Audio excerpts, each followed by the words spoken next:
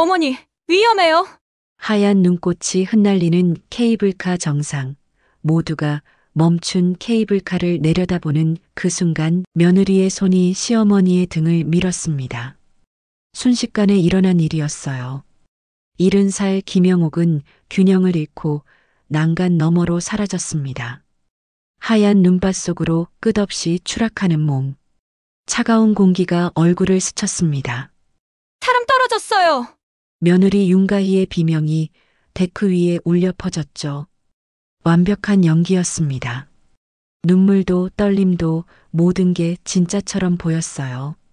하지만 영옥은 알고 있었습니다. 그 손의 감촉을, 등을 밀던 그 힘을 분명히 느꼈다는 걸요. 문제는 아무도 믿지 않는다는 것이었습니다.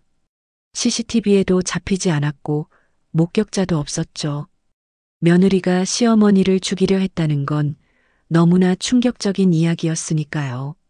과연 영옥은 진실을 밝혀낼 수 있을까요? 사연 시작하기 전에 무료로 할 수 있는 구독과 좋아요 부탁드립니다. 사연 따라 삼천리를 찾아주신 고마운 분들께 건강과 행복이 늘 함께 하시길 바랍니다. 강원도 평창 읍내에는 겨울이 일찍 찾아옵니다.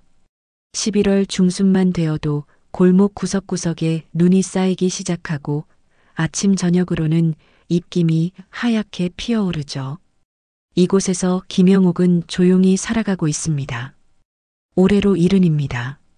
영옥의 집은 읍내 중심가에 있는 오래된 2층 상가 건물입니다. 1층에는 작은 편의점이, 2층에는 부동산 중개소가 새들어 있죠. 남편이 평생 모은 돈으로 마련한 건물입니다. 그 남편이 세상을 떠난 지 벌써 10년이 흘렀습니다. 처음 남편을 떠나보냈을 때 영옥은 세상이 무너지는 것 같았습니다. 40년을 함께 산 사람이 어느 날 갑자기 사라져버렸으니까요. 아침에 일어나면 습관처럼 남편 이름을 부르곤 했습니다. 그러다 텅 빈 방을 보며 현실을 깨닫고는 했죠. 그렇게 1년쯤 지나자 영옥은 조금씩 혼자 사는 법을 배워갔습니다. 혼자가 된 뒤로 영옥은 이 건물의 임대 수입으로 생활해 왔습니다. 매달 들어오는 월세가 넉넉한 편은 아니지만 혼자 살기에는 충분했죠. 그런데 영옥은 손을 가만히 두질 못하는 사람입니다. 평생을 일하며 살아온 습관이 몸에 배어서인지 아무것도 하지 않고 있으면 마음이 불안해졌습니다. 그래서 시작한 게 전통 매듭 공예였습니다. 처음에는 시간을 보내려고 시작한 일이었습니다. 읍내 문화센터에서 이웃 할머니가 매듭 공예 수업이 있다고 권유했고 영옥은 가벼운 마음으로 따라갔죠. 그런데 첫 수업부터 손끝에 실이 감기는 느낌이 묘하게 마음을 편안하게 만들었습니다. 붉은 실, 노란 실, 파란 실. 색색의 명주실이 영옥의 손끝에서 엮이고 꼬이며 아름다운 매듭으로 태어났습니다. 나비 매듭을 배우고 국화 매듭을 익히고 생쪽 매듭을 연습했습니다. 하나하나 정성스럽게 만든 매듭들은 이제 읍내 문화센터에 전시되어 팔리기도 했습니다. 관광객들이 가끔 사가기도 하고 명절이 되면 선물용으로 찾는 이들도 있었죠. 영옥은 매일 아침 식사를 마치고 나면 거실 한쪽에 마련한 작업대 앞에 앉았습니다. 작은 나무 상자에는 실타래들이 가지런히 정리되어 있고 옆에는 가위와 송곳, 자가 놓여 있었습니다. 영옥은 그 앞에 앉아 하루에 서너 시간씩 매듭을 짓곤 했습니다. 손끝에 집중하다 보면 외로움도 잊혀졌고 무엇보다 무언가를 만들어낸다는 것이 영옥에게는 큰 기쁨이었습니다. 영옥에게는 아들이 하나 있습니다. 백준호, 올해 45입니다. 준호는 읍내에서 작은 렌탈숍을 운영하고 있습니다. 겨울에는 스키와 보드 장비를, 여름에는 캠핑 용품을 빌려주는 가게였죠. 평창이 관광지라 장사는 그럭저럭 되는 편이었습니다. 준호는 성실한 사람이었습니다. 새벽부터 가게를 열고 손님을 응대하고 장비를 점검하는 일을 하루도 거르지 않았죠. 준호는 효자입니다. 일주일에 서너 번은 어머니를 찾아왔고 큰 일이 있을 때마다 먼저 의논을 했습니다. 어머니가 혼자 계신다는 게 늘 마음에 걸렸던 준호는 시간만 나면 어머니 댁으로 달려왔습니다. 전구 하나 갈아 끼우는 일부터 보일러 점검까지 집안일은 모두 준호가 챙겼죠. 무엇보다 손주 민재가 할머니를 잘 따랐습니다. 12살인 민재는 주말이면 할머니 집에 놀러와서 매듭 짓는 걸 신기하게 지켜보곤 했습니다. 민재는 스마트폰을 좋아하는 요즘 아이답게 늘 휴대폰을 손에 쥐고 있었지만 할머니 앞에서만큼은 그걸 내려놓고 이야기를 나누곤 했습니다. 할머니, 이거 어떻게 이렇게 예쁘게 만들어요? 천천히 하는 거야. 급하면 실이 엉키고 마음을 다스려야 매듭이 예뻐진단다. 민재는 할머니의 손끝을 가만히 지켜보며 고개를 끄덕였습니다. 가끔은 자기도 해보겠다며 실을 만지작거리다가 엉망으로 만들어 놓고는 웃곤 했죠. 그럴 때마다 영옥은 손주의 머리를 쓰다듬으며 함께 웃었습니다. 2년 전 준호가 재혼을 했습니다. 상대는 윤가희라는 여자였습니다. 38부로 준호보다 7살 어렸죠. 준호는 3년 전에 이혼을 했었습니다. 전 부인과는 성격 차이로 헤어졌다고 했지만 영옥은 아들이 많이 힘들어하는 걸 알고 있었습니다. 그래서 준호가 가희를 만나 다시 웃게 되었을 때 영옥은 진심으로 기뻤습니다. 가희는 읍내 카페에서 일하다가 준호를 만났다고 했습니다. 처음 만났을 때 영옥은 가희가 참 괜찮은 사람이라고 생각했습니다. 말도 차분하게 잘하고 예의도 바르고 무엇보다 준호를 대하는 태도가 따뜻했으니까요. 가희는 영옥을 보면 늘 환하게 웃으며 인사했습니다. 어머니, 안녕하세요. 제가 과일 좀 사왔어요. 어머니, 요즘 날씨가 추운데 괜찮으세요? 손 시리지 않게 핫팩 좀 가져왔어요. 가희는 세심한 사람이었습니다. 영옥이 무릎이 안 좋다는 말을 한 번 했더니 다음에 올 때는 파스를 사가지고 왔죠. 영옥이 매듭 공예를 한다는 걸 알고는 예쁜 색깔의 실을 선물로 건네기도 했습니다. 영옥은 가희가 고마웠습니다. 아들이 좋은 사람을 만났다는 생각에 마음이 든든했죠. 민재도 가희를 잘 따랐습니다. 가희는 민재의 새엄마였지만 둘 사이는 친구처럼 편해 보였습니다. 민재가 학교 이야기를 하면 가희는 진지하게 들어주었고 숙제를 도와주기도 했습니다. 그런 모습을 볼 때마다 영옥은 흐뭇했습니다. 어느 주말 준호 가족이 함께 어머니를 찾아왔습니다. 가희가 큰 보자기에 음식을 가득 싸가지고 왔죠. 어머니, 제가 잡채랑 전 좀 만들어 왔어요. 같이 드실래요? 영옥은 고맙다며 가희의 손을 꼭 잡았습니다. 가족이 둘러앉아 밥을 먹는 시간은 영옥에게 가장 행복한 순간이었습니다. 준호가 가게 이야기를 하고 민재가 학교 이야기를 하고 가희가 요리 이야기를 하는 동안 영옥은 그저 미소를 지으며 듣고 있었습니다. 식사를 마치고 가희가 설거지를 하려 하자 영옥이 말렸습니다. 괜찮아, 내가 할게. 넌 쉬렴. 아니에요, 어머니.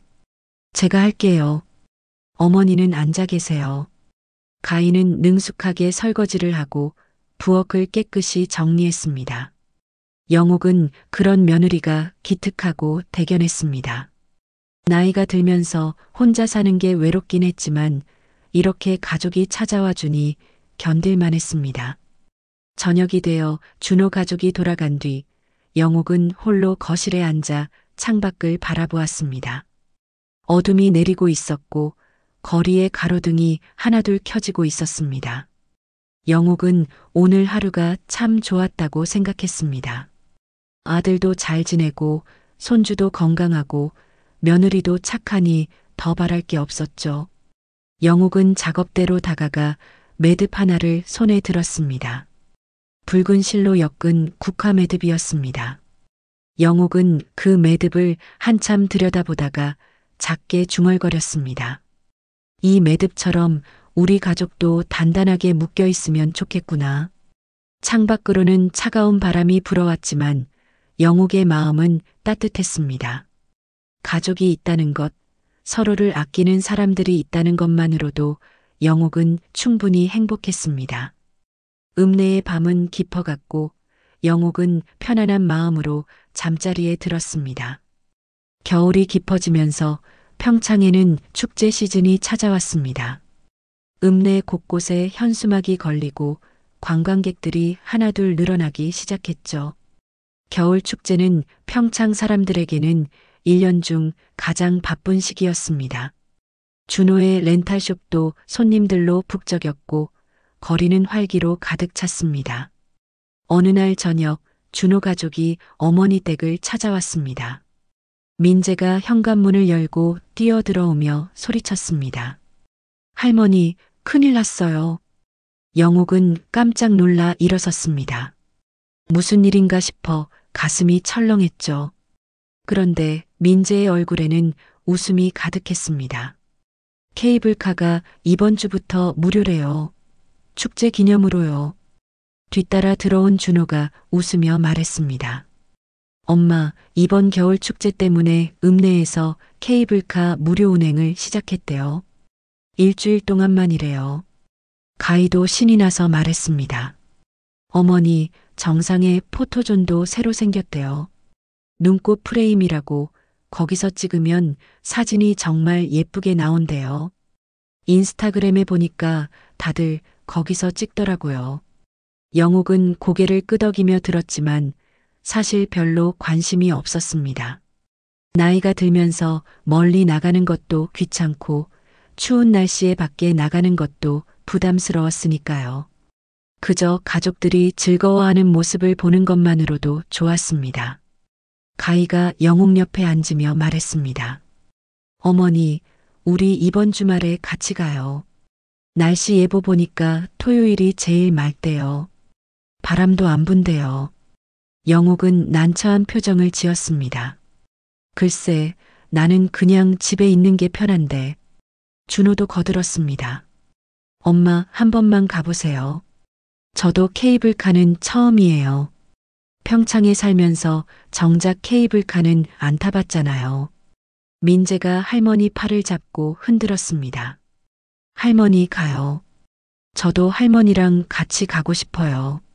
할머니 사진 제가 예쁘게 찍어드릴게요.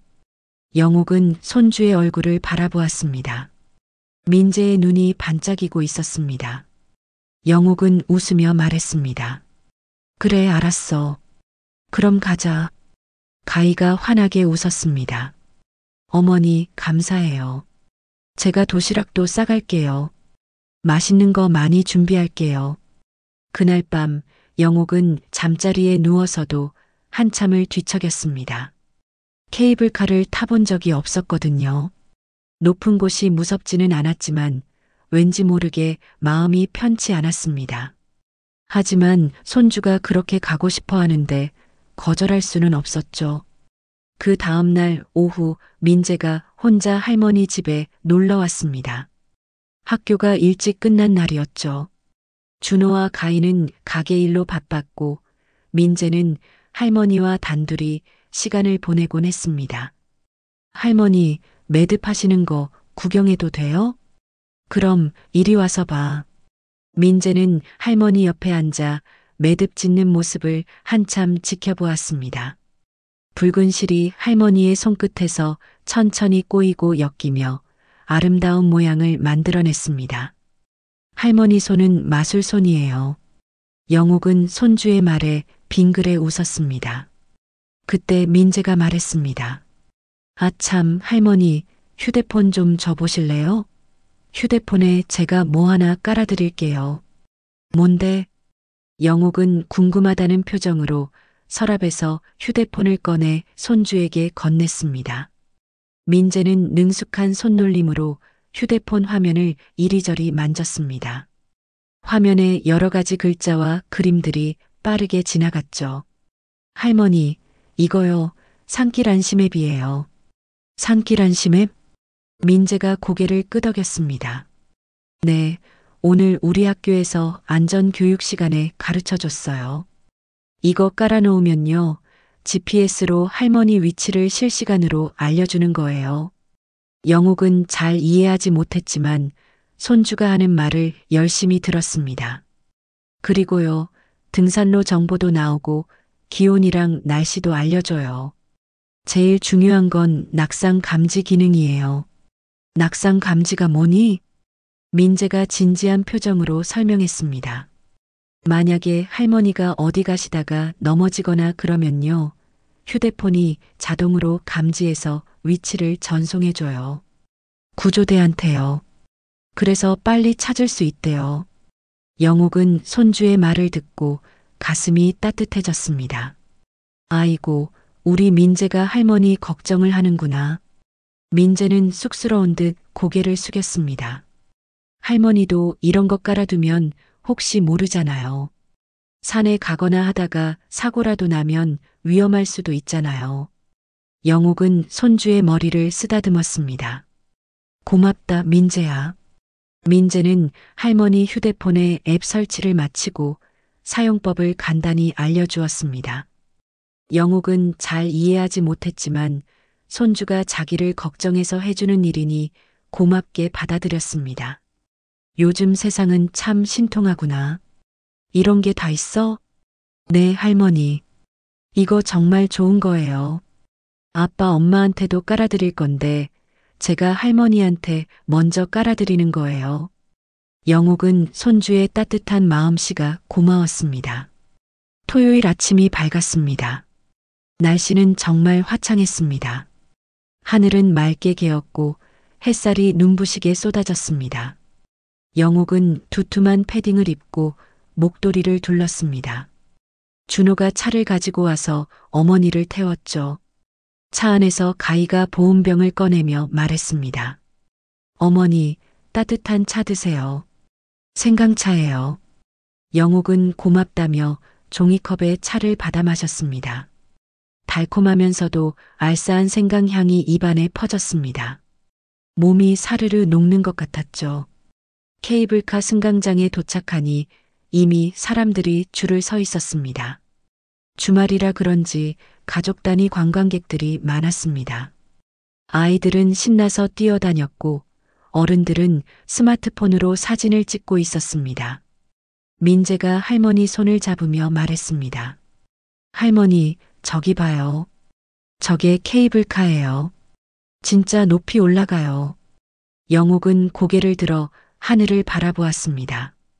가느다란 케이블이 하늘로 쭉 뻗어 있었고 작은 캐빈들이 천천히 움직이고 있었습니다. 생각보다 높았습니다.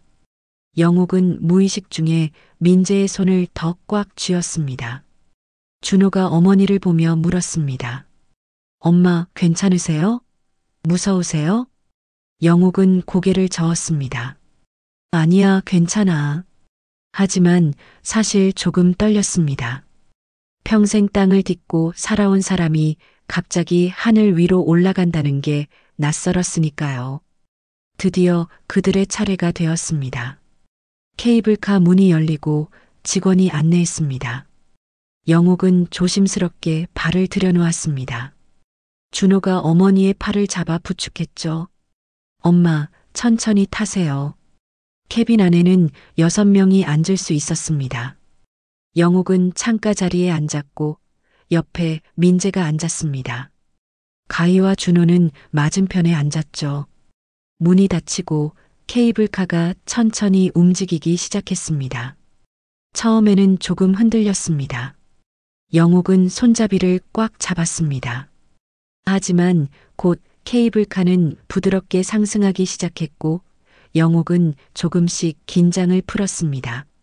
민재가 창밖을 가리키며 말했습니다. 할머니, 저기 봐요. 우리 동네 보여요. 영옥은 창밖을 내다보았습니다. 읍내가 점점 작아지고 있었습니다.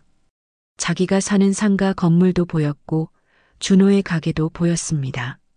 하얀 눈으로 덮인 평창의 겨울 풍경이 한눈에 들어왔죠. 정말 예쁘구나. 영옥은 감탄하며 중얼거렸습니다.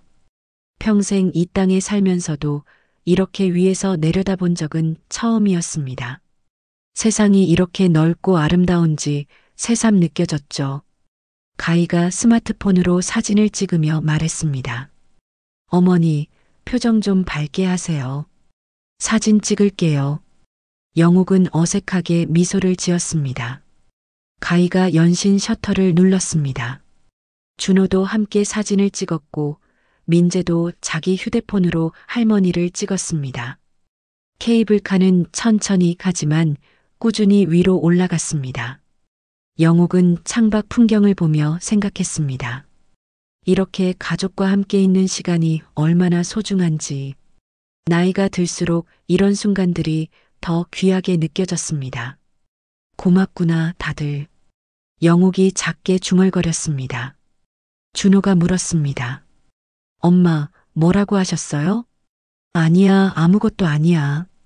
영옥은 고개를 저으며 다시 창밖을 바라보았습니다. 케이블카는 이제 거의 정상에 도착하고 있었습니다. 하얀 눈으로 덮인 산 정상이 점점 가까워졌습니다. 케이블카가 정상 상부역에 도착했습니다. 문이 열리고 직원이 손짓으로 안내했습니다. 영옥은 조심스럽게 일어섰습니다. 다리가 조금 후들거렸습니다. 10여 분 동안 하늘 위에 떠 있었던 게 여전히 낯설었거든요. 엄마, 천천히 내리세요. 준호가 어머니의 팔을 잡고 부축했습니다. 영옥은 아들의 도움을 받으며 케이블카에서 내렸습니다. 발이 땅에 닿자 조금 안심이 되었습니다. 할머니, 와, 여기 진짜 예쁘다.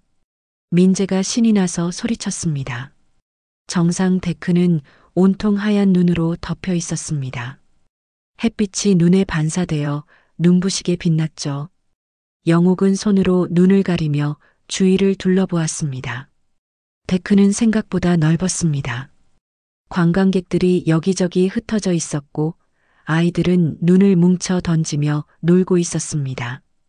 연인들은 서로 껴안고 사진을 찍었고 가족 단위 관광객들은 기념사진을 찍느라 바쁜 모습이었죠.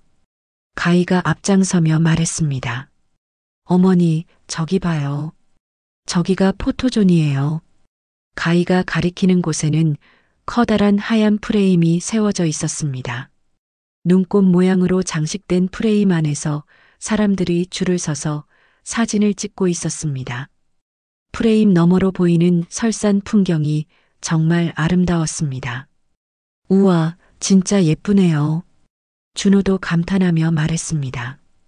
가족은 천천히 포토존 쪽으로 걸어갔습니다. 눈 위를 걸을 때마다 뽀드득 소리가 났습니다.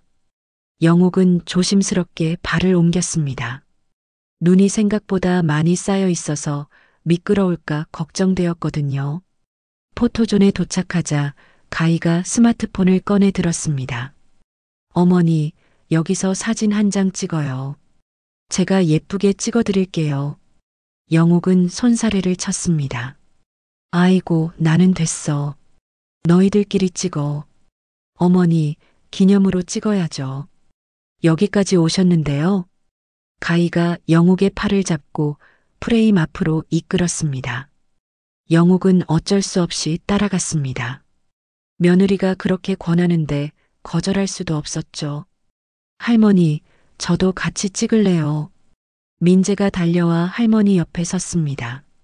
준호도 함께 서려 하자 가희가 말했습니다. 여보, 당신이 찍어줘요. 제가 어머니 옆에 설게요. 준호는 가희에게서 스마트폰을 받아들었습니다. 가희는 영옥의 반대편에 서서 팔짱을 꼈습니다. 어머니, 웃으세요. 하나, 둘, 셋. 준호가 셔터를 눌렀습니다. 몇 장을 찍고 나서 가희가 사진을 확인하더니 말했습니다. 어머니, 한 장만 더 찍어요. 이번엔 어머니 혼자서요. 배경이 너무 예쁘니까 어머니 혼자 나오는 것도 좋을 것 같아요. 영옥은 고개를 끄덕였습니다. 민재와 가희가 옆으로 비켜섰고 영옥은 프레임 앞에 홀로 섰습니다.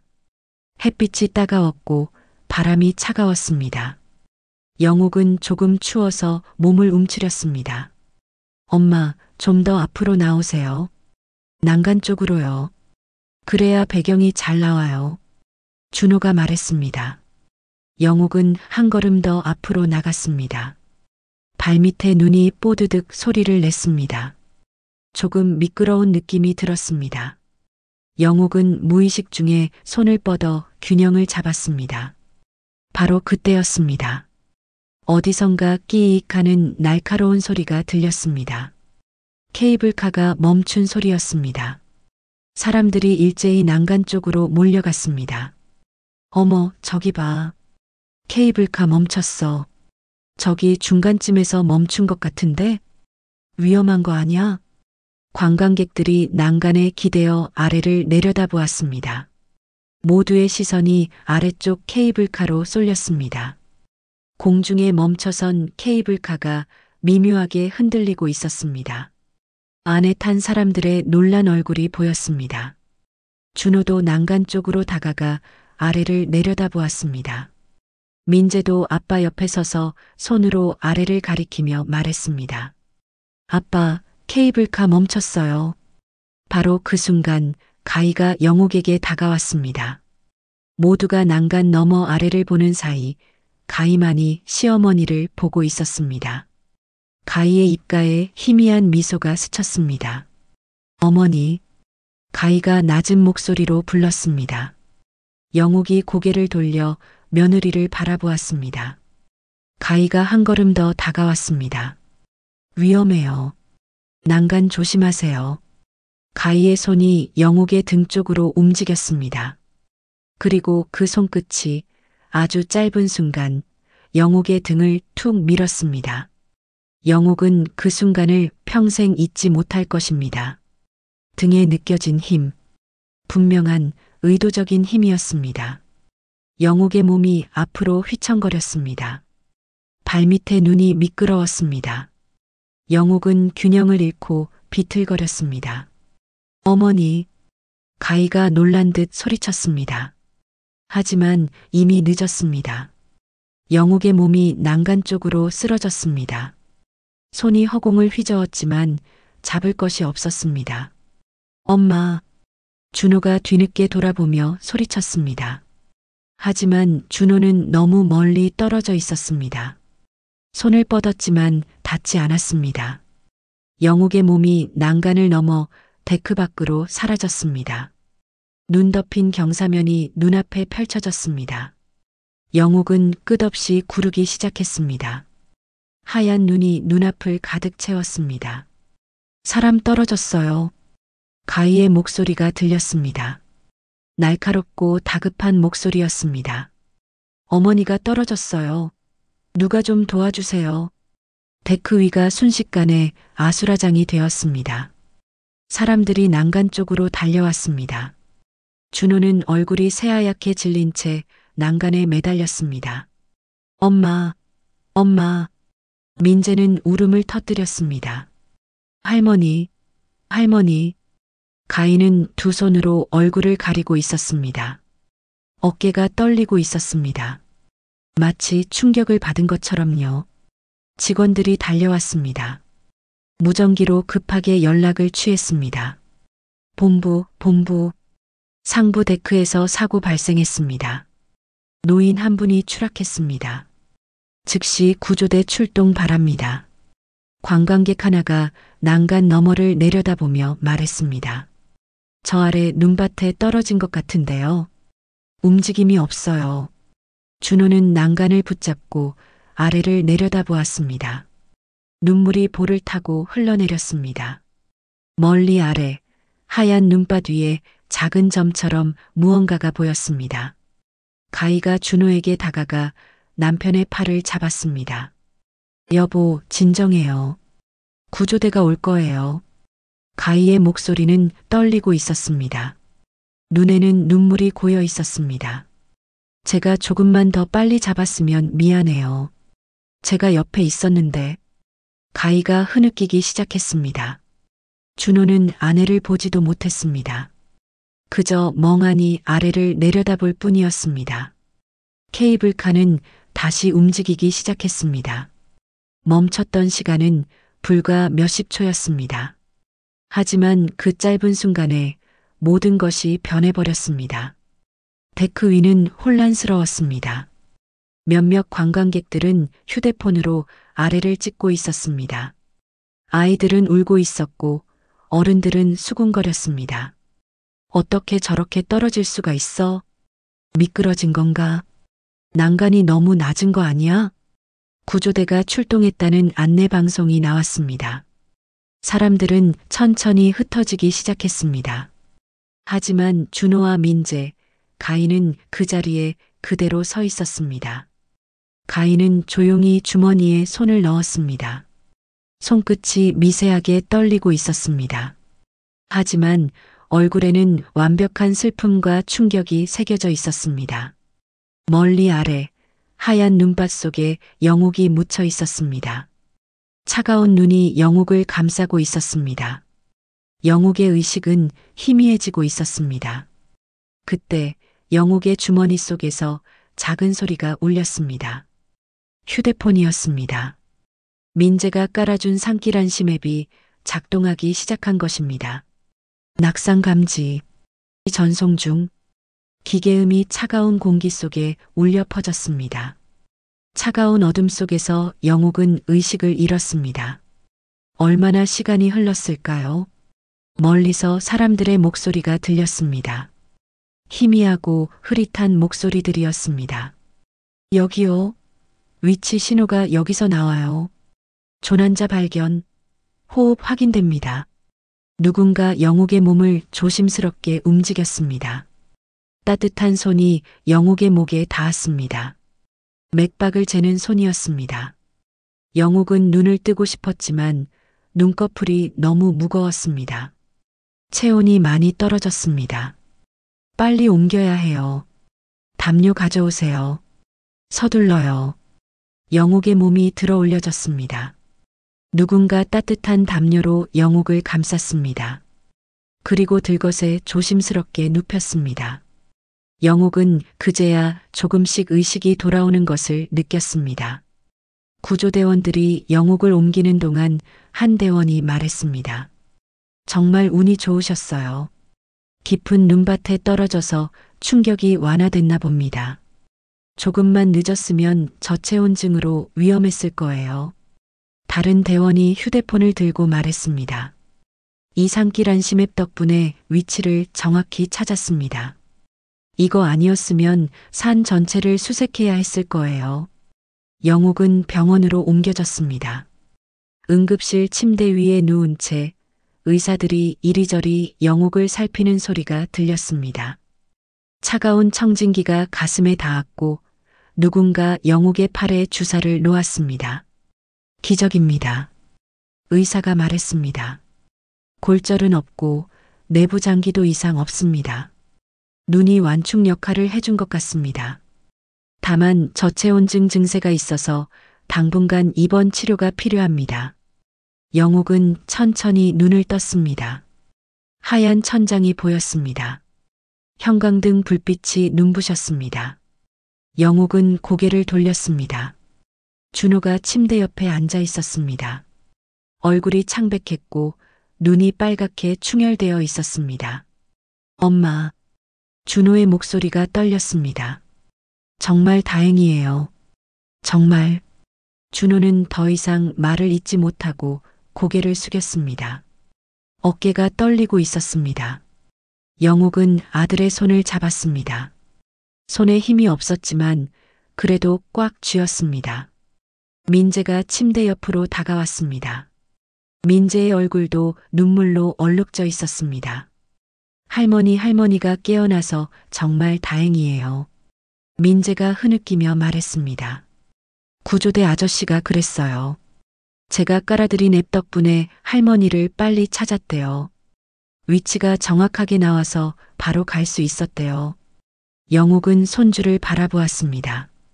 민재의 눈에서 눈물이 주르르 흘러내렸습니다. 영옥은 손주의 머리를 쓰다듬고 싶었지만 팔을 들 힘이 없었습니다. 고맙구나, 민재야. 영옥의 목소리는 작고 떨렸습니다. 그때 영옥의 머릿속에 한 장면이 떠올랐습니다. 등을 밀던 그 손, 가희의 손. 영옥의 눈빛이 변했습니다.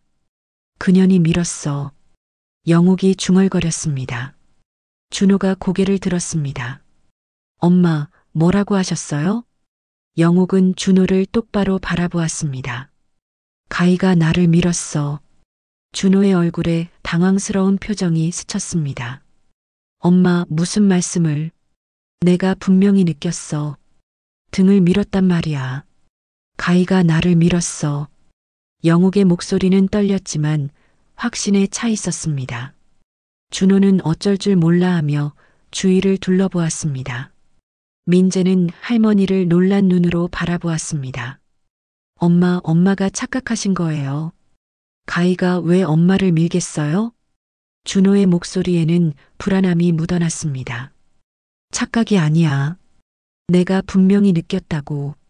영옥은 침대에서 일어나려 했지만 몸이 말을 듣지 않았습니다. 준호가 어머니를 말렸습니다. 엄마, 누워 계세요. 지금 많이 놀라신 거예요. 진정하세요. 그때 병실 문이 열렸습니다. 가희가 들어왔습니다. 가희의 얼굴은 눈물로 얼룩져 있었고 눈두덩이 부어 있었습니다. 가희는 영옥을 보자마자 침대로 달려왔습니다. 어머니, 정말 다행이에요. 정말.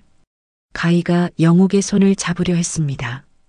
하지만 영옥은 손을 뿌리쳤습니다. 손대지 마. 영옥의 목소리는 차갑고 날카로웠습니다. 가희는 깜짝 놀라 손을 걷었습니다. 어머니, 네가 밀었잖아. 내 등을 밀었다고. 영옥이 가희를 노려보며 말했습니다. 가희의 얼굴이 창백해졌습니다. 어머니, 무슨 말씀을 하시는 거예요? 저는 그런 적 없어요. 가희의 목소리가 떨렸습니다. 거짓말 마. 내가 분명히 느꼈어. 네가 내 등을 밀었어. 준호가 끼어들었습니다. 엄마, 진정하세요. 가희가 왜 그런 짓을 하겠어요? 준호야, 내가 미친 사람 같아 보이니? 나는 분명히 알아. 인연이 나를 밀었다고. 영옥의 목소리는 점점 높아졌습니다. 가희는 두 손으로 얼굴을 가리고 흐느끼기 시작했습니다. 어머니, 저는 정말 아니에요. 저도 깜짝 놀랐어요. 어머니가 갑자기 미끄러지셔서 저는 잡으려고 손을 뻗었는데. 거짓말하지 마. 영옥이 소리쳤습니다. 그 순간 의사와 간호사가 병실로 들어왔습니다. 환자분, 흥분하시면 안 됩니다. 진정하세요. 간호사가 영옥을 진정시키려 했지만 영옥은 계속 가희를 노려보았습니다. 다음 날 경찰이 병원을 찾아왔습니다. 사고 조사를 위해서였습니다. 영옥은 경찰에게 자초지종을 설명했습니다. 며느리가 나를 밀었어요. 분명히 밀었단 말이에요. 경찰은 조심스럽게 물었습니다. 그런데 할머니, 그걸 목격한 사람이 있나요? 영옥은 고개를 저었습니다. 모두들 케이블카를 보고 있었어요. 갑자기 멈춰서요. 경찰이 고개를 끄덕였습니다. 그렇군요. 저희가 CCTV를 확인해 봤는데요. 안타깝게도 명확한 장면은 없었습니다. 눈보라 때문에 화면이 흐릿하고 사람들의 뒷모습만 찍혔습니다. 영옥의 얼굴이 굳었습니다. 그럼 증거가 없다는 거예요? 현재로서는 그렇습니다.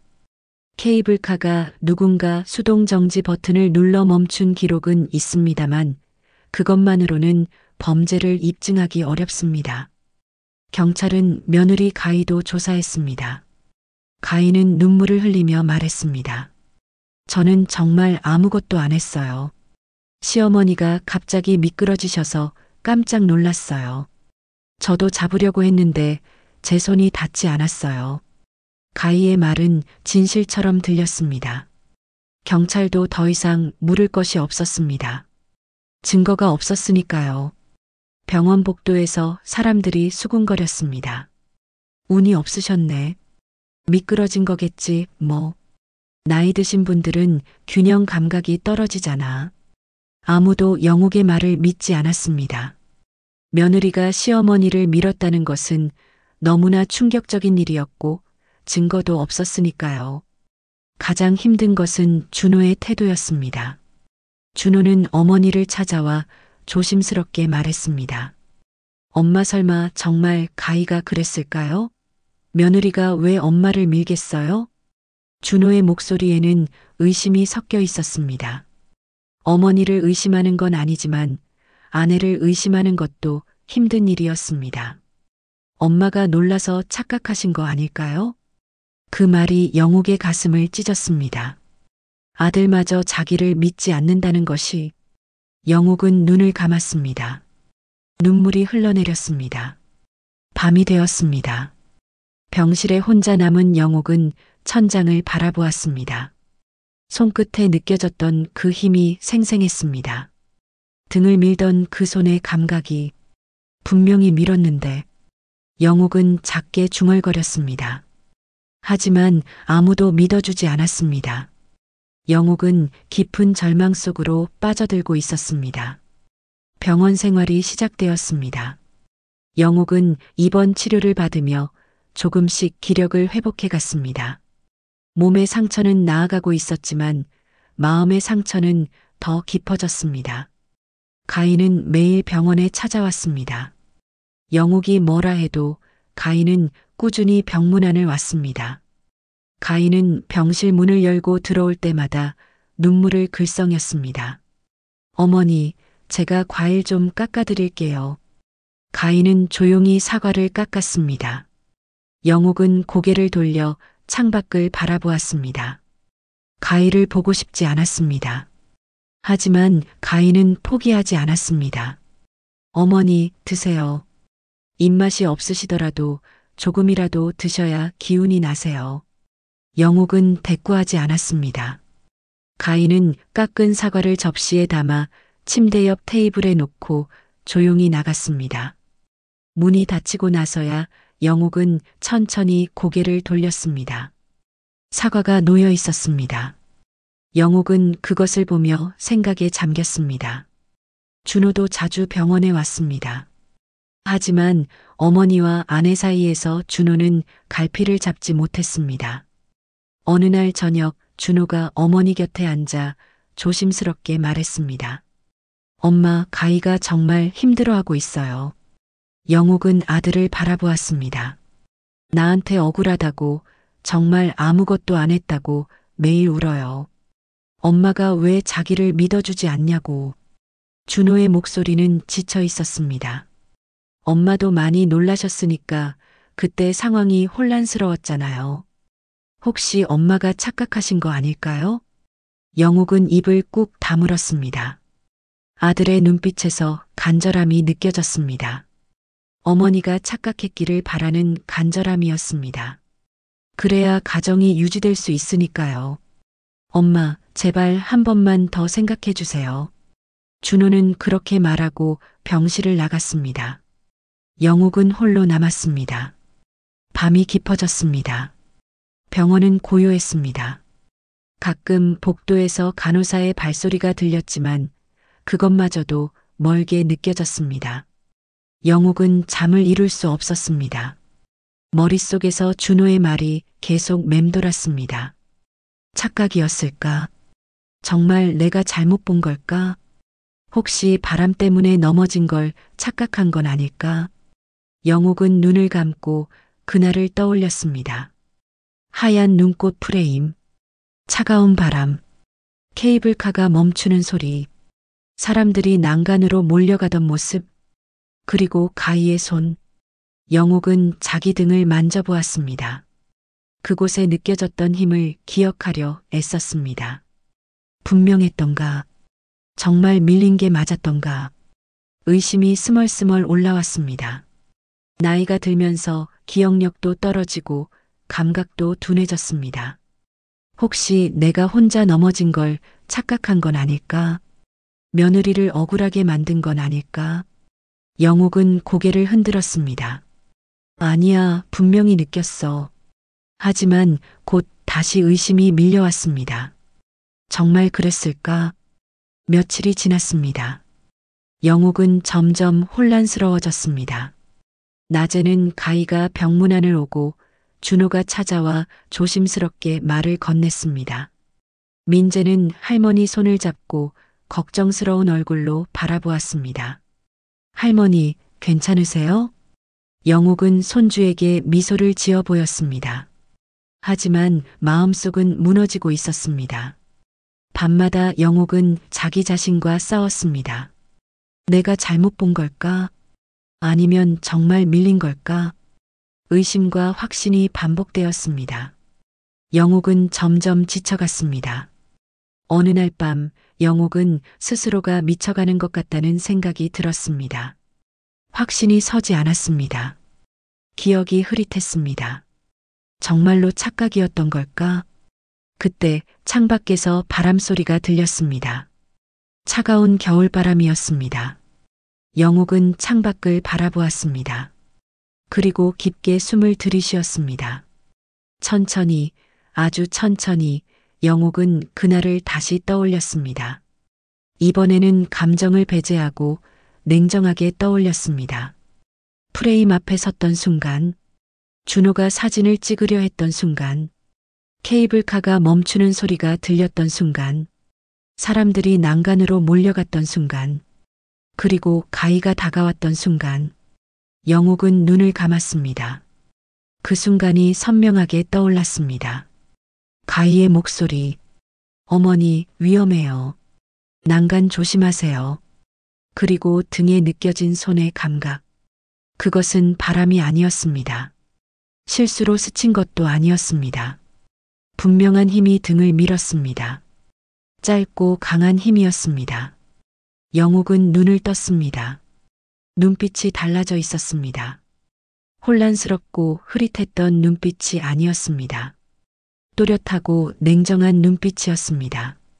아니다. 영옥은 작게 중얼거렸습니다. 난 그 느낌을 기억한다. 그 손은 거짓이 아니야. 영옥은 더 이상 스스로를 의심하지 않기로 했습니다. 아무도 믿어주지 않아도 괜찮았습니다. 증거가 없어도 괜찮았습니다. 영옥은 자기가 느낀 것을 믿기로 했습니다. 다음 날부터 영옥은 달라졌습니다. 가희가 병문안을 와도 예전처럼 거칠게 대하지 않았습니다. 대신 조용히 침착하게 대했습니다. 어머니, 물 좀 드실래요? 가희가 물었습니다. 영옥은 고개를 끄덕였습니다. 그래, 고맙구나. 가희는 깜짝 놀란 표정을 지었습니다. 영옥이 처음으로 정상적으로 대답한 것이었으니까요. 가희는 조심스럽게 물을 따라 건넸습니다. 어머니, 제 말 믿어주시는 거예요? 영옥은 물을 마시고 나서 가희를 바라보았습니다. 아니, 영옥의 목소리는 차분했습니다. 난 아직도 내가 밀었다고 생각해. 하지만 흥분해서 소리 지른다고 해서 진실이 밝혀지는 건 아니더구나. 가희의 얼굴이 굳었습니다. 영옥은 계속 말했습니다. 그러니 이제부터는 조용히 지켜볼 거야. 진실은 언젠가 드러나는 법이니까. 가희는 아무 말도 하지 못했습니다. 영옥의 눈빛이 너무나 또렷했기 때문입니다. 가희는 어색하게 웃으며 병실을 나갔습니다. 영옥은 홀로 남아 생각했습니다. 증거가 없다면 찾아야 했습니다. 아무도 믿어주지 않는다면 스스로 증명해야 했습니다. 영옥은 침대에서 일어나 창가로 갔습니다. 몸은 아직 약했지만 마음은 단단해졌습니다. 영옥은 창밖을 바라보며 다짐했습니다. 반드시 진실을 밝혀낼 거야. 그날부터 영옥은 조용히 움직이기 시작했습니다. 준호에게 물었습니다. 그날 케이블카가 왜 멈췄는지 알아봤니? 준호가 대답했습니다. 운영 직원이 말하기를 누군가 수동 정지 버튼을 눌렀다고 하더라고요. 하지만 누가 눌렀는지는 모르겠대요. 영옥은 고개를 끄덕였습니다. 그 정보는 중요했습니다. CCTV는 정말 없니? 있긴 한데 눈보라 때문에 화면이 흐릿하다고 했어요. 사람들 뒷모습만 보이고 정확한 건 알 수 없대요. 영옥은 입술을 깨물었습니다. 하지만 포기하지 않았습니다. 며칠 후 영옥은 퇴원했습니다. 집으로 돌아온 영옥은 작업대 앞에 앉았습니다. 오랜만에 매듭을 짓기 시작했습니다. 붉은 실이 손끝에서 천천히 엮였습니다. 매듭을 짓는 동안 영옥은 생각했습니다. 어떻게 하면 진실을 밝혀낼 수 있을까? 증거는 어디 있을까? 영옥은 조용히 하지만 확고하게 움직이기 시작했습니다. 진실은 반드시 밝혀질 것이라고 영옥은 믿었습니다. 집으로 돌아온 영옥은 매일 작업대 앞에 앉았습니다. 매듭을 짓는 동안 머릿속으로는 끊임없이 그날의 일을 정리했습니다. 케이블카가 멈춘 것, 사람들이 난간으로 몰려간 것, 그리고 가희가 자기를 민 것. 어느 날 민재가 할머니 집에 놀러 왔습니다. 학교 숙제를 하러 온다고 했지만 사실은 할머니가 걱정되어서였습니다. 할머니, 많이 좋아지셨어요? 민재는 할머니 얼굴을 걱정스럽게 들여다보았습니다. 영옥은 손주의 머리를 쓰다듬으며 말했습니다. 그래, 이제 괜찮아. 민재 덕분에 살았으니까. 민재는 쑥스러운 듯 웃었습니다. 그때 영옥이 문득 생각난 듯 물었습니다. 민재야, 그 앱 말이야. 상키란 심앱. 그거 기록이 남는다고 했지? 민재가 고개를 끄덕였습니다. 네, 할머니. 위치 기록이랑 시간이랑 다 저장돼요. 영옥의 눈빛이 반짝였습니다. 그럼 그날 기록도 남아있겠구나? 당연하죠. 다 저장되어 있어요. 민재는 할머니 휴대폰을 건네받아 앱을 열었습니다. 화면에는 지도와 함께 여러 가지 정보가 표시되었습니다. 민재가 손가락으로 화면을 이리저리 움직이며 설명했습니다. 여기 봐요, 할머니. 이게 그날 기록이에요. 영옥은 화면을 자세히 들여다보았습니다. 잘 보이지 않아서 돋보기를 가져와 다시 보았습니다. 이 시간의 위치가 계속 여기 고정되어 있네? 네, 3분 동안요. 할머니가 포토존에 서 계실 때였나 봐요. 영옥은 숨을 깊게 들이쉬었습니다. 그리고 조용히 물었습니다. 민재야, 케이블카가 멈춘 시간을 어떻게 알 수 있을까? 민재가 고개를 갸우뚱했습니다. 그건 케이블카 회사에 물어봐야 할 것 같은데요. 영옥은 고개를 끄덕였습니다. 그날 오후 영옥은 경찰서에 전화를 걸었습니다. 저 며칠 전에 케이블카에서 추락사고 당한 백영옥입니다. 혹시 그날 케이블카 운행 기록을 확인할 수 있을까요? 경찰은 잠시 생각하더니 대답했습니다. 기록이야 있겠지만 그게 왜 필요하신가요? 제가 떨어진 시각을 정확히 알고 싶어서요. 제 휴대폰 앱에 기록된 시간과 비교해 보고 싶습니다. 경찰은 알겠다며 확인해 보겠다고 했습니다. 다음 날 경찰에게서 연락이 왔습니다. 할머니, 확인해 봤습니다. 그날 오후 2시 32분 16초에 케이블카가 수동 정지되었다가 약 40초 후에 다시 운행을 시작했습니다. 영옥은 메모지에 그 시간을 적었습니다. 그리고 민재의 앱 기록과 비교했습니다. 시간이 거의 일치했습니다. 케이블카가 멈춘 시각과 영옥이 떨어진 시각이 거의 동시였던 것입니다. 수동 정지 버튼은 누가 눌렀나요? 영옥이 물었습니다. 경찰은 잠시 망설이다가 대답했습니다. 그게 운영 직원이 잠깐 자리를 비웠는데 그 사이에 누군가 버튼을 눌렀다고 합니다. CCTV를 확인해 보니 여성 한 분이 운영실 근처에 서 있었다고 하는데요. 영옥의 심장이 빠르게 뛰었습니다. 그 영상을 볼 수 있을까요? 물론입니다. 경찰서로 오시면 보여드리겠습니다. 다음 날 영옥은 경찰서를 찾아갔습니다. 몸이 아직 완전히 회복되지 않았지만 꼭 확인해야 했습니다.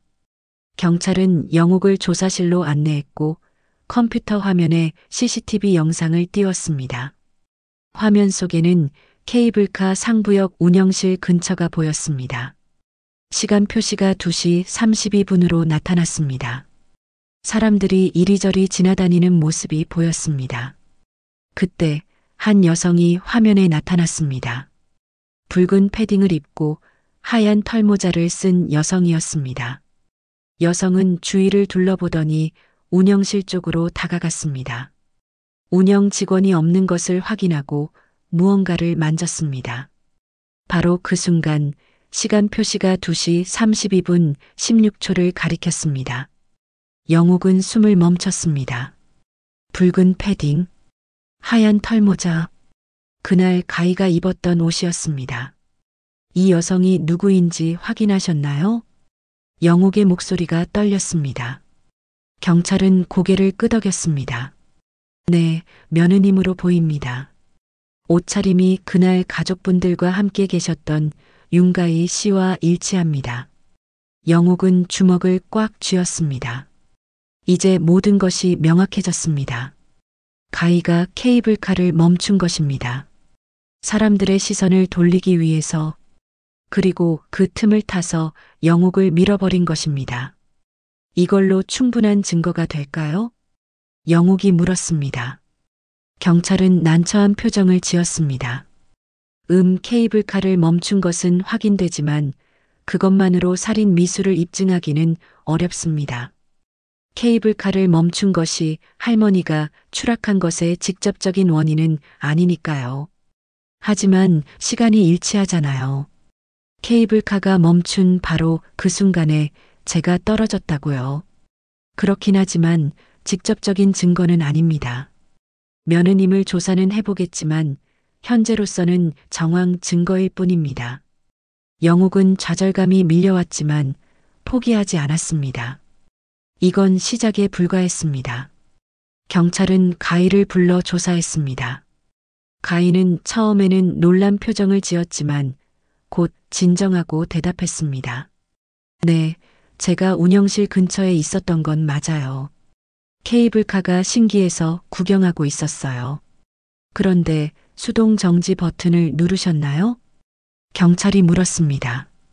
가희는 잠시 망설이다가 대답했습니다. 그게 잘 모르겠어요. 제가 뭔가 만진 것 같긴 한데 그게 정지 버튼인 줄 몰랐어요. 그냥 구경하다가 실수로 건드린 것 같아요. 실수로요? 네, 정말 몰랐어요. 케이블카가 멈춘 게 제 때문인지도 몰랐고요. 가희의 목소리는 떨리고 있었지만 침착했습니다. 케이블카를 멈춘 게 무슨 죄예요? 저는 그냥 실수로 건드렸을 뿐이에요. 그걸로 시어머니를 밀었다고 하는 건 말도 안 돼요. 경찰도 더 이상 추궁하기 어려웠습니다. 케이블카를 멈춘 것과 영옥을 민 것 사이에 직접적인 연결고리가 없었으니까요. 준호는 이 모든 사실을 알게 되었습니다. 그는 집에서 가희와 마주 앉았습니다. 한동안 아무 말도 하지 않았습니다. 정말 그냥 실수로 건드린 거야? 준호가 조심스럽게 물었습니다. 가희는 고개를 끄덕였습니다. 그래요. 정말 실수였어요. 나도 케이블카가 멈출 줄 몰랐어요. 준호는 아내의 얼굴을 바라보았습니다.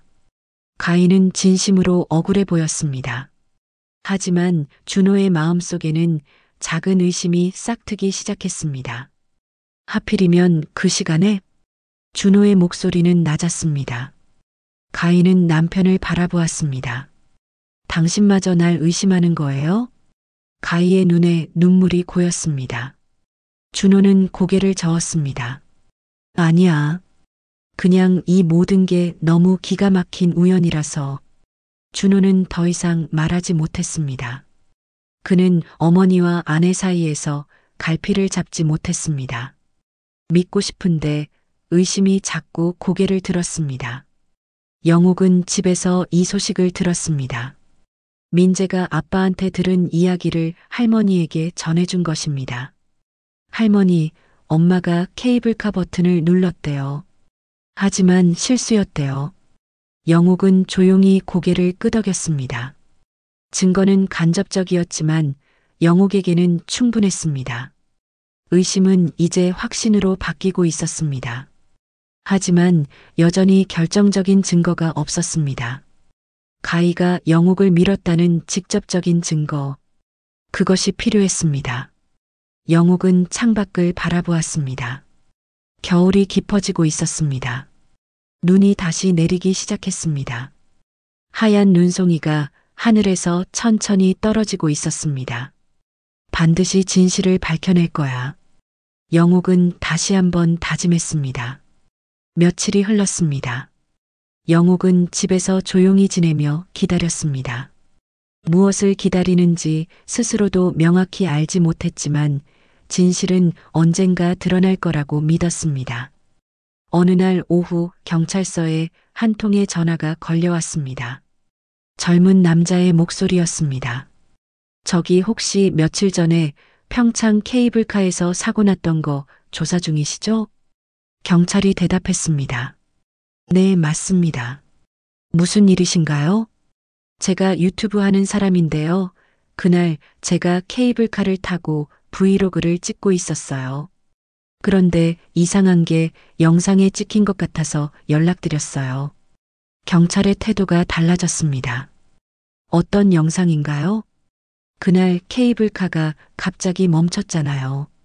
그래서 놀라서 카메라를 이리저리 돌렸는데 그때 상부데크 쪽이 잠깐 찍혔어요. 근데 뉴스 보니까 그날 거기서 할머니가 떨어지셨다고 하더라고요. 경찰은 즉시 그 유튜버를 경찰서로 불렀습니다. 20대 중반쯤 되어 보이는 청년이었습니다. 그는 노트북을 가지고 왔습니다. 제가 그날 케이블카 타고 올라가면서 여행 브이로그를 찍고 있었어요. 평창 겨울 풍경이 너무 예뻐서요. 청년은 노트북을 열고 영상 파일을 재생했습니다. 화면에는 케이블카 안에서 촬영한 모습이 나타났습니다. 청년이 카메라를 향해 밝게 웃으며 말했습니다. 와, 풍경 장난 아니죠? 지금 거의 정상 가까이 왔는데요. 바로 그때였습니다. 끼익 하는 소리와 함께 케이블카가 멈췄습니다. 화면 속 청년이 깜짝 놀라며 소리쳤습니다. 헐, 멈췄어. 뭐야, 이거 위험한 거 아니야? 청년은 본능적으로 카메라를 창밖으로 돌렸습니다. 흔들리는 화면 속에 하늘과 산이 지나갔고 잠시 상부데크 쪽이 보였습니다. 여기서 잠깐 멈춰볼게요. 청년이 영상을 일시정지했습니다. 그리고 화면을 확대했습니다. 멀리 상부데크가 보였습니다. 화질이 좋지는 않았지만 사람들의 모습이 희미하게 보였습니다. 여기 봐요. 이 부분을 더 확대하면 청년이 화면을 더 크게 했습니다. 데크난간 근처에 두 사람의 실루엣이 보였습니다. 한 사람이 다른 사람 쪽으로 몸을 기울이는 모습이었습니다. 그리고 짧은 순간 팔이 움직였습니다. 경찰들은 숨을 죽이고 화면을 지켜보았습니다. 계속 재생할게요. 영상이 다시 흘러갔습니다.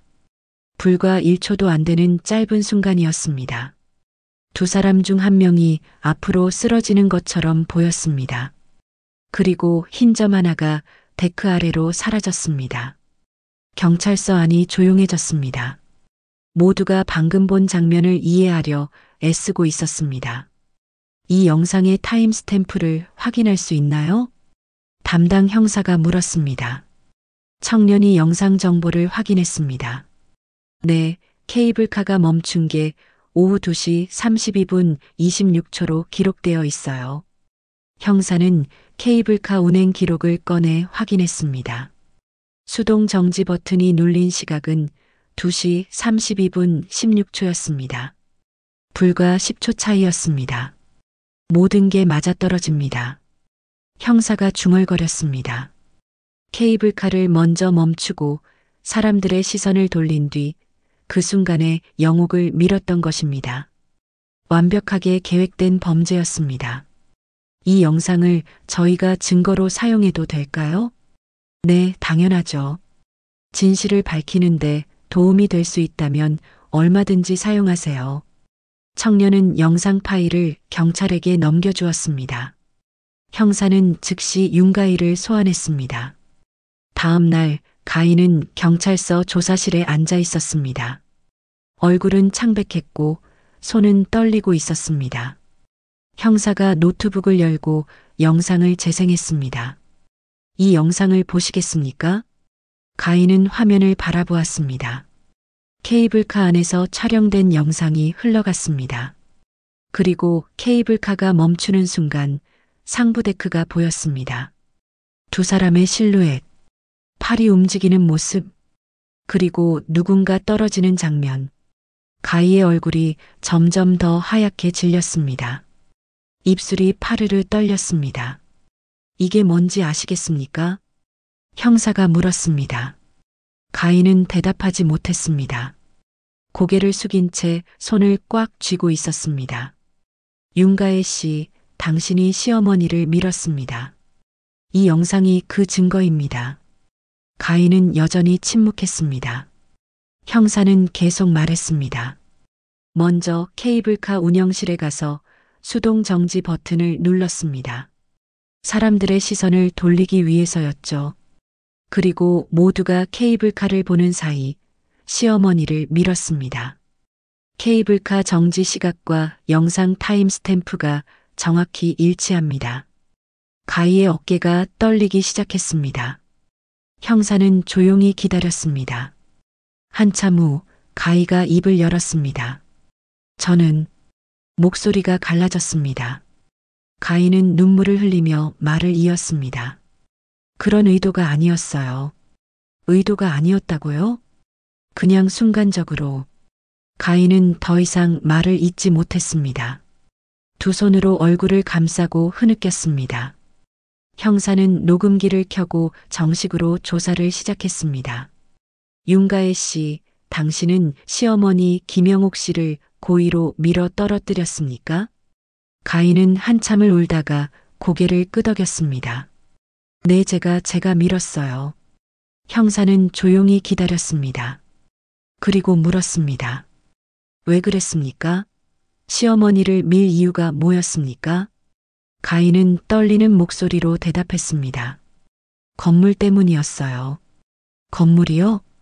시어머니 명의로 된 상가 건물이요. 남편 사업이 안 되고 저희 형편이 점점 어려워졌어요. 렌탈숍은 계절 장사라 겨울 지나면 수입이 뚝 끊기거든요. 가희는 손수건으로 눈물을 닦으며 계속 말했습니다. 시어머니한테 건물 좀 팔아서 저희 사업 자금을 보태달라고 몇 번 말씀드렸어요. 하지만 안 된다고만 하셨어요. 그 건물은 남편이 물려받을 거니까 팔 수 없다고. 그래서 시어머니를 죽이려 한 겁니까? 가희는 고개를 떨구었습니다. 매일 비톡촉 전화가 왔어요. 카드값도 밀렸고 가게 임대료도 밀렸어요. 남편한테는 말도 못하고 저 혼자 감당하기에는 너무 힘들었어요.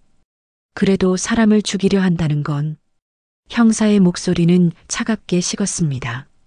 가희는 고개를 들지 못했습니다. 시어머니가 돌아가시면 건물이 남편 앞으로 넘어올 거고, 그럼 저희가 그걸 팔아서 빚을 갚고 새로 시작할 수 있을 거라고 생각했어요.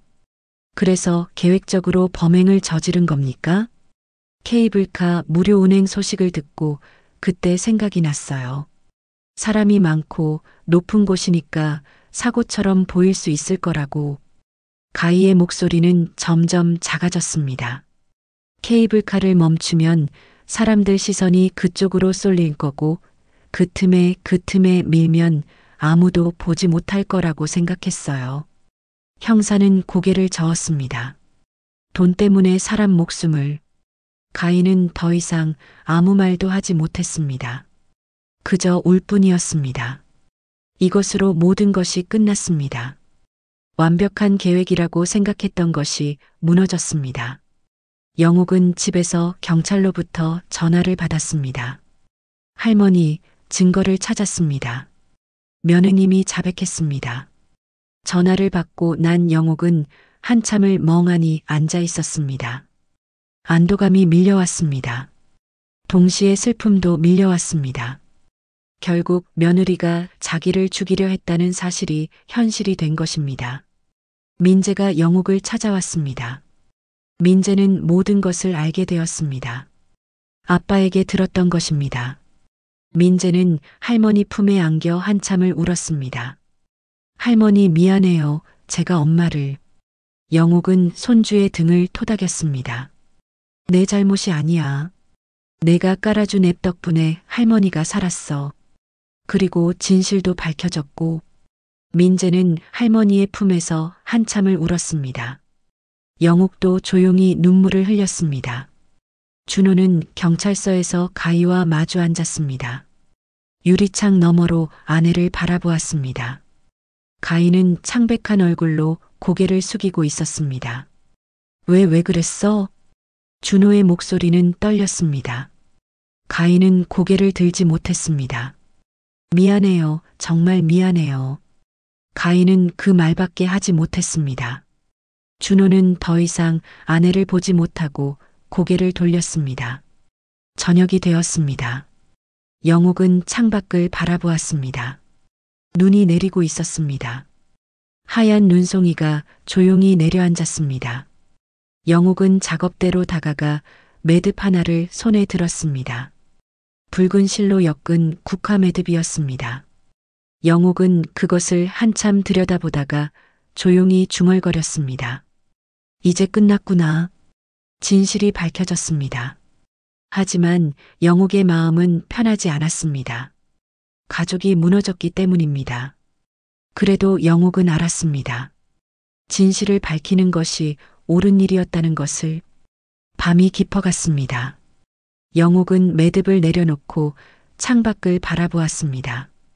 하얀 눈이 세상을 덮고 있었습니다.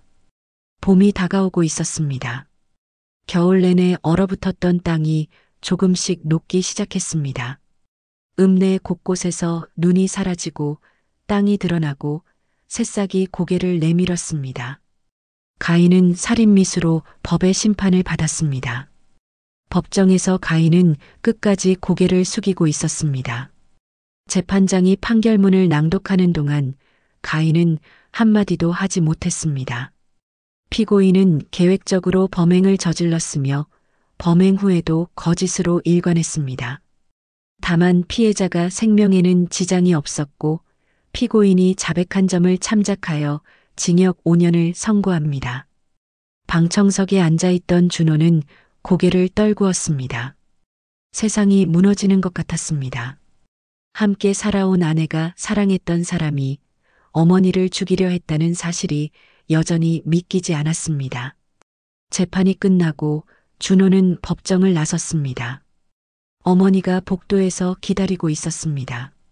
준호는 어머니를 보자 눈물이 쏟아졌습니다. 엄마 미안해요. 제가 엄마를 제대로 지키지 못했어요. 준호는 어머니 앞에 무릎을 꿇었습니다. 영옥은 아들의 어깨를 잡아 일으켰습니다. 일어나렴. 내 잘못이 아니야. 그래도 제가 그때 엄마 말을 믿었어야 했는데. 준호의 목소리는 떨렸습니다. 영옥은 아들의 손을 꽉 잡았습니다. 사람은 믿고 싶은 걸 믿는 법이야. 내가 아내를 믿고 싶었던 것도 이해해. 하지만 결국 진실은 드러났잖니. 영옥의 목소리는 차분했습니다. 더 이상 분노도 원망도 없었습니다. 그저 슬픔만이 남아 있었습니다. 며칠 후 준호는 렌탈숍 문을 닫았습니다. 더 이상 그곳에서 일을 계속할 수가 없었습니다. 모든 것이 무너진 것 같았습니다. 가게를 정리하고 준호는 민재와 함께 어머니 집으로 돌아왔습니다. 엄마, 한동안 여기서 같이 살아도 될까요? 준호가 조심스럽게 물었습니다. 영옥은 고개를 끄덕였습니다. 그래, 이리 와서 살아라. 이 집이 너의 집이기도 하니까. 준호와 민재는 영옥의 집 2층에 짐을 풀었습니다. 오래된 집이었지만 따뜻했습니다. 영옥이 살아온 흔적이 곳곳에 남아 있었습니다. 민재는 할머니 곁에 자주 있었습니다. 학교를 마치고 오면 할머니와 함께 매듭을 짓곤 했습니다. 민재는 이제 제법 매듭을 잘 지었습니다. 할머니가 천천히 가르쳐 준 덕분이었습니다. 할머니, 이렇게 하는 거 맞아요? 민재가 물었습니다. 영옥은 손주의 손을 잡고 천천히 고쳐주었습니다. 조금만 더 꽉 조이면 돼. 그래, 잘했어. 민재는 환하게 웃었습니다. 영옥도 함께 웃었습니다. 그 웃음 속에는 아픔도 있었지만 희망도 있었습니다. 준호는 어머니 곁에서 서서히 마음을 추스렸습니다. 처음에는 밥도 제대로 먹지 못하고 잠도 제대로 자지 못했습니다. 하지만 어머니가 묵묵히 곁에 있어 주었습니다. 말없이 밥을 차려주고 조용히 함께 앉아 있어 주었습니다. 어느 날 저녁 준호가 어머니에게 말했습니다. 엄마, 제가 다시 일을 시작하려고요. 영옥은 고개를 끄덕였습니다. 그래, 그래야지. 사람은 살아가야 하니까. 렌탈숍은 다시 열지 않을 거예요. 다른 일을 찾아볼게요. 작은 일이라도 괜찮아요. 괜찮아. 천천히 찾아보렴. 급할 것 없어. 준호는 어머니의 말에 조금 안심했습니다. 그리고 조금씩, 아주 조금씩 일상으로 돌아가기 시작했습니다. 봄이 깊어지면서 영옥은 다시 매듭을 짓기 시작했습니다. 전보다 더 많이, 더 정성스럽게 만들었습니다. 붉은 실, 노란 실, 파란 실이 영옥의 손끝에서 아름다운 매듭으로 태어났습니다. 어느 날 영옥은 완성된 매듭들을 큰 상자에 담았습니다. 그리고 구조대를 찾아갔습니다. 저를 살려주셔서 감사합니다. 이건 제가 만든 매듭끈입니다. 영옥은 상자를 구조대장에게 건넸습니다. 상자 안에는 특별히 튼튼하게 만든 매듭끈들이 가득했습니다. 이 끈들은 혹한 속에서도 끊어지지 않게 묶었어요. 구조 활동을 하실 때 혹시 필요하시면 사용해 주세요. 구조대장은 감동한 표정으로 상자를 받았습니다. 할머니, 정말 감사합니다. 이 끈들을 소중히 사용하겠습니다. 누군가의 생명을 지키는데 도움이 되면 좋겠어요. 영옥은 미소를 지었습니다. 그 미소에는 평온함이 담겨 있었습니다. 집으로 돌아오는 길, 민재가 할머니 손을 잡으며 말했습니다. 할머니, 이번엔 앱 말고 진짜 끈으로 사람 살리는 거네요. 영옥은 손주의 머리를 쓰다듬었습니다. 그래, 세상은 결국 서로를 묶어서 살아가는 거란다. 끈으로도 마음으로도. 민재는 고개를 끄덕이며 할머니 손을 더 꽉 잡았습니다. 여름이 다가왔습니다. 평창은 이제 푸르렀습니다. 산은 초록으로 물들었고 들판에는 꽃이 피었습니다. 영옥의 집 마당에도 작은 꽃들이 피어났습니다. 준호는 읍내 문화센터에서 일자리를 구했습니다. 시설 관리 일이었습니다. 크지 않은 일이었지만 준호는 성실하게 일했습니다. 매일 아침 일찍 나가서 저녁에 돌아왔습니다. 민재는 학교에서 친구들과 잘 지냈습니다. 처음에는 힘들었습니다. 엄마 일로 친구들이 수군거렸으니까요. 하지만 민재는 씩씩하게 견뎠습니다. 할머니와 아빠가 곁에 있었으니까요. 영옥은 매일 작업대 앞에 앉았습니다. 매듭을 짓는 일은 이제 영옥에게 치유였습니다. 손끝에서 실이 엮일 때마다 마음도 조금씩 매듭 지어졌습니다. 어느 날 저녁 가족 셋이 둘러앉아 저녁을 먹었습니다. 조용하지만 따뜻한 식사 시간이었습니다. 준호가 반찬을 어머니 앞에 놓으며 말했습니다. 엄마 많이 드세요. 그래, 너희들도 많이 먹어라. 민재가 밥을 먹다가 말했습니다. 할머니, 오늘 학교에서 선생님이 그러셨어요. 할머니가 구조대에 기부하신 거 신문에 났대요. 영옥은 놀란 표정을 지었습니다. 신문에? 그런 줄 몰랐네. 선생님이 우리 할머니 자랑스럽다고 하셨어요.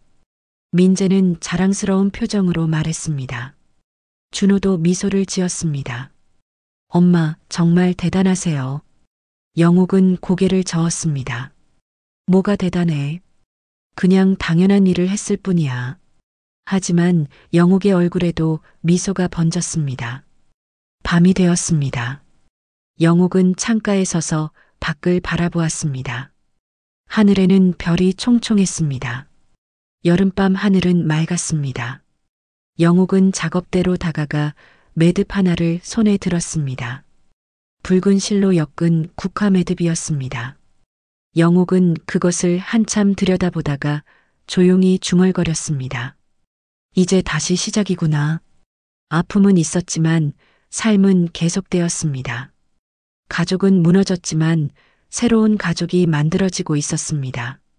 준호와 민재, 그리고 영옥. 셋은 서로를 의지하며 살아가고 있었습니다. 영옥은 매듭을 창가에 걸어두었습니다. 달빛이 매듭을 비쳤습니다. 붉은 실이 은은하게 빛났습니다. 바람이 불어왔습니다. 따뜻한 여름바람이었습니다. 매듭이 살랑살랑 흔들렸습니다. 영옥은 그것을 바라보며 생각했습니다. 하얀 설원은 모든 것을 덮지만 진실은 결국 드러납니다. 거짓은 바람에 날아가지만 진실은 단단히 묶인 매듭처럼 풀리지 않습니다. 영옥은 창문을 닫고 잠자리에 들었습니다.